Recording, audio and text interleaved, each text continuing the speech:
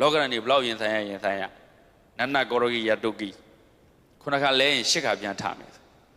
သူတို့ဆောင်ဝတီတိုင်းကြိုးစားခဲ့တယ်တပည့်တော်နဲ့ငပြော့သူများပဲအာကိုကိုချောင်းတယ်ဖုန်ကြီးတွေလည်းတရားဓမ္မတွေပဲအာကိုကိုချောင်းတပည့်တော်ပြောစာကြီးတဲ့ကိုသောက်ခဲ့ကိုပြန်လုတ်ခဲ့လူတာပေါ့နည်းနည်းပါးပါးလူတာပါဒါပေမဲ့သူတို့အလူလေးသူတို့လူမှငါတို့လုံးလို့ရတာမလုံးနဲ့ဒီလိုလုံးလို့ရသလားလုံးသူတို့စိတ်အားထက်သန်လို့လူလိုက်ရင်တပည့်တော်လူလာတဲ့လက်ခံဒါကြည်ပြူတယ်လောစပီကာကြီးနဲ့တပည့်တော်တစ်ခါမှអော်ဘူးရွာမှာတစ်ခါမှမអော်ခဲ့အခုစာကြီးတဲ့ကြည်လေလောက်ကြသံမှာတပည့်တော်တတိရှိသေးခြင်းဘုံကြီးဆိုတာဘယ်ဘက်မှအောက်တန်းနောက်တန်းမကြခဲ့နိုင်ငံရေးပဲဖြစ်ဖြစ်လူမှုရေးပဲဖြစ်ဖြစ်ရှေ့တန်းရမယ်တပည့်တော်တို့ကနေခဲ့ကြတမိုင်းမှာတပည့်တော်တို့ကအထက်တန်းပဲဆရာတော်တန်ဃာတော်တွေဆိုတာတပည့်တော်ဝီနီးနဲ့စီကန်းနဲ့ထက်တန်းကြမျက်နှာပြန်လှနေခဲ့တာတပည့်တော်လက်ထက်မှာ